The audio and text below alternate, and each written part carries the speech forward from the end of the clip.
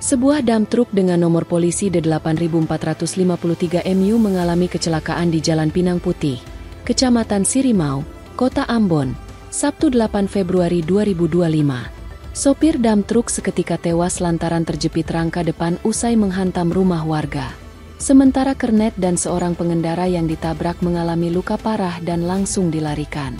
Peristiwa itu diketahui terjadi sekitar pukul 17.30 WIB.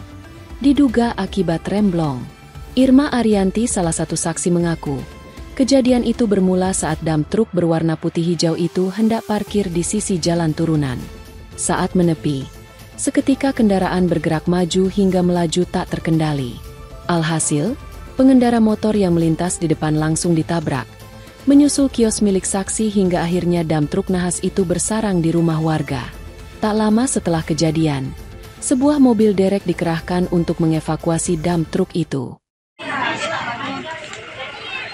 lah, 15 menit. Ini 18.35 atau 30 gitu, Pak. Itu posisinya Mama di dalam? Kan dalam kondo. Itu sempat saksikan juga atau bagaimana? Ya, itu dari atas itu dia lagi keras, Pak. Oh. Setelah sampai di rumah biru itu, dia punya badan, bak belakang itu udah miring. Bak belakangnya udah miring, Pak. Jadi tinggal posisinya dia punya bak depan tuh yang masih rata. Pas sampai di yang jalan sedikit ini, Pak, langsung dia terbalik semuanya. Pas terbalik semuanya itu ada pengendara motor dulu. Jadi pengendara motor itu dia mau naik ke atas. Dia turun. Oh, turun juga, sama-sama turun jadi, dari atas.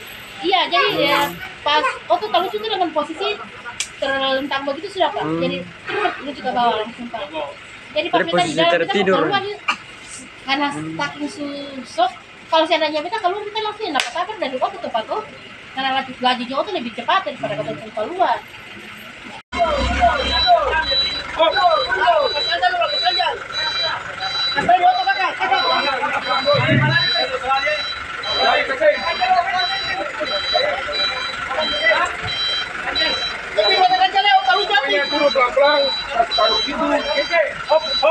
Download Tribun X sekarang, menghadirkan lokal menjadi Indonesia.